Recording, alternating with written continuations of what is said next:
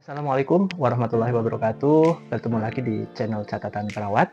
Di video kali ini kita akan bahas terkait dengan kelebihan dan kekurangan menjadi seorang perawat ya. Tentu ketika kita akan kuliah gitu ya, harapannya adalah setelah kuliah itu bisa cepat mendapatkan pekerjaan gitu ya, pekerjaan sesuai dengan yang diharapkan ya. Nah, mudah-mudahan eh, video kelebihan dan kekurangan menjadi perawat ini bisa menjadi bahan pertimbangan ataupun motivasi teman-teman adik-adik yang akan melanjutkan kuliah di keperawatan. Oke ya. Yang terkait dengan kelebihannya, yang pertama adalah kampus atau universitas tempat untuk kuliah perawat itu sangat banyak ya, baik itu S1-nya ataupun untuk D3-nya ya, baik yang negeri maupun yang swastanya.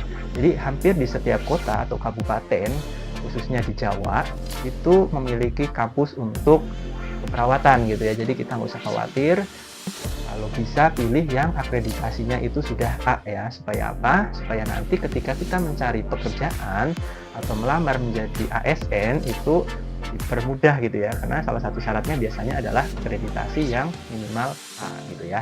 Oke, kemudian yang kedua, peluang kerja untuk perawat itu sangat tinggi ya, masih ya. Jadi semisal ya, sebagai contoh ketika rumah sakit membuka lowongan pekerjaan, itu formasi yang paling banyak di antara tenaga kesehatan yang lain, misal ada dokter, perawat, bidan, apoteker, asisten apoteker, dan lain-lain, itu yang paling tinggi adalah perawat gitu ya. Karena kita lihat di dalam satu rumah sakit itu jumlah formasi tenaga kesehatan yang paling banyak ya memang perawat gitu ya. Jadi jangan khawatir, peluang pekerjaan dari perawat itu insya Allah sampai sekarang masih sangat tinggi ya, dan belum dapat digantikan oleh AI atau robot ya, khususnya untuk Indonesia ya. Oke, kemudian yang ketiga, lapangan kerjanya sangat banyak ya, betul. Jadi selain rumah sakit ya, ada rumah sakit swasta, rumah sakit negeri, kemudian juga ada klinik ya, baik klinik rawat inap, terus klinik yang rawat jalan, kemudian ada klinik juga di perusahaan, klinik di lembaga atau instansi pemerintah seperti klinik di Pertamina, klinik di BUMN yang lain, itu banyak ya.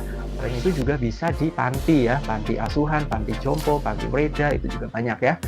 Kemudian juga bisa di sekolah ya, baik itu SD, SMP, SMA gitu ya, yang swasta yang bonafit biasanya sudah memiliki perawat, ada kliniknya di sana ya.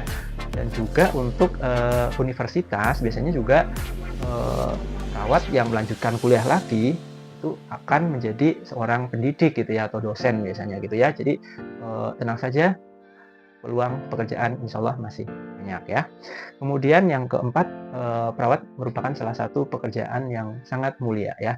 Jadi selain bekerja untuk dunia, insya Allah ketika kita ikhlas, itu kita juga akan mendapatkan akhiratnya gitu ya. Karena ketika kita merawat pasien gitu ya, kita menjaga dari dia bangun, kemudian aktivitas sampai dengan dia tidur lagi, kita memenuhi kebutuhannya dari dia makannya, mandinya, buang kotorannya, kemudian latihan berjalannya gitu. Kalau kita semua lakukan dengan ikhlas, insya Allah kita akan memperoleh pahala yang besar dari Allah ya. Belum lagi kalau pasiennya senang, keluarganya senang, mereka akan mendoakan kita gitu ya.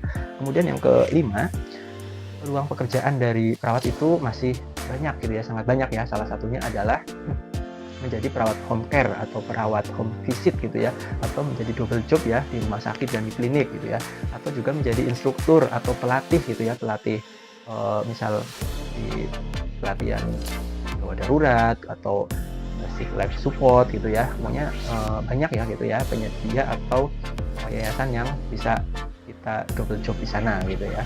Juga kita bisa sebagai penulis gitu ya, atau sebagai content creator gitu ya. Banyak pokoknya, kalau yang penting kita mau berusaha gitu ya.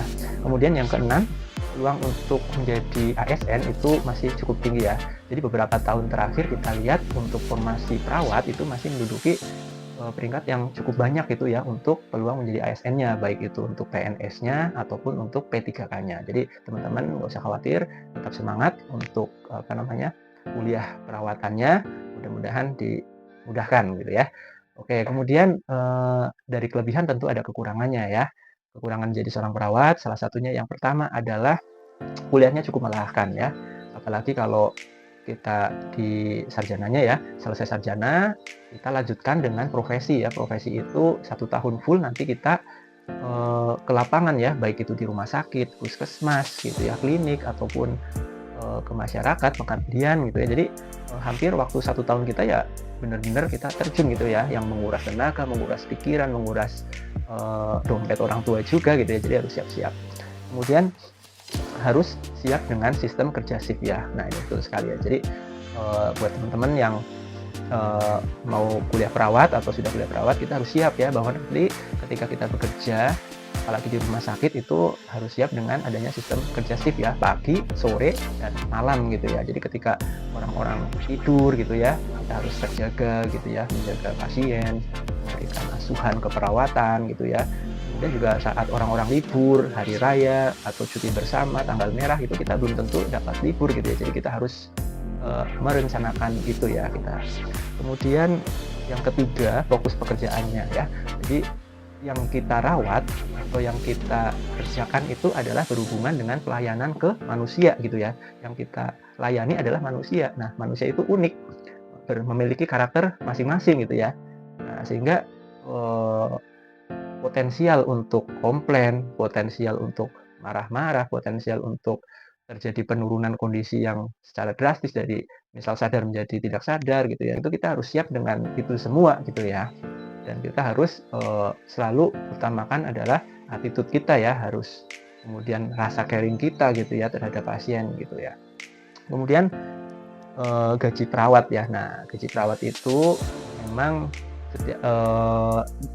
hampir setiap daerah itu berbeda-beda ya, tergantung patokan UMR daerah masing-masing ya. Namun beberapa tempat kerja itu menggaji kita itu di bawah UMR itu juga banyak ya. Jadi jangan berharap untuk mendapatkan gaji yang besar ketika kita menjadi seorang perawat ya, karena memang perawat yang pertama adalah dituntut untuk keikhlasannya gitu ya. Jadi ketika kita ikhlas, ketika kita menjalani skenario Allah ini, mudah-mudahan gaji juga akan mengikuti gitu. Yang penting kita utamakan ada ikhlasnya ya. Kemudian yang kelima, nah resiko paparan penyakit ya. Kita kerja di lingkungan yang mana di situ adalah orang-orang sakit ya, yang beraneka ragam. Jadi potensial kita tertular itu juga sangat tinggi gitu ya. Oleh karena itu kita harus APD yang kita gunakan itu harus sesuai gitu ya. Kita juga jangan lupa untuk selalu menjaga kebersihan tangan, kemudian menjaga kebersihan badan gitu ya.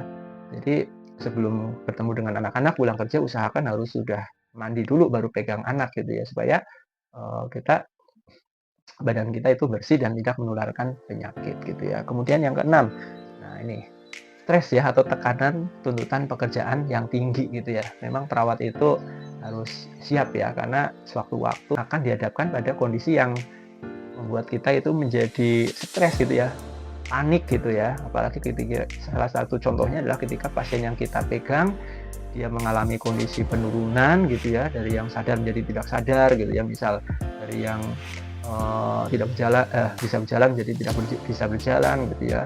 Kemudian ada masalah-masalah yang lain gitu ya, banyak ya. Nah itu kadang membuat kita menjadi stres gitu ya, apalagi kalau pasiennya marah-marah, keluarganya marah-marah, belum lagi nanti dokternya belum bisa dihubungi gitu seandainya gitu ya, dokternya juga marah-marah. Nah itu nanti wah, kita harus mempunyai kesiapan untuk itu gitu ya, kesiapan untuk manajemen stres kita gitu ya. Jadi ya udah, kalau memang ada kita nggak kuat ya udah mundur kita meluapkan dulu, kita mau nangis mau apa ya udah luapkan saja dulu. Ketika sudah tenang ya kita hadapi lagi, atau minta bantuan teman-teman yang lain gitu ya. Jangan dipikirkan, jangan dihadapi sendiri. Kalau memang tidak mampu ya kita libatkan teman-teman yang lain gitu ya.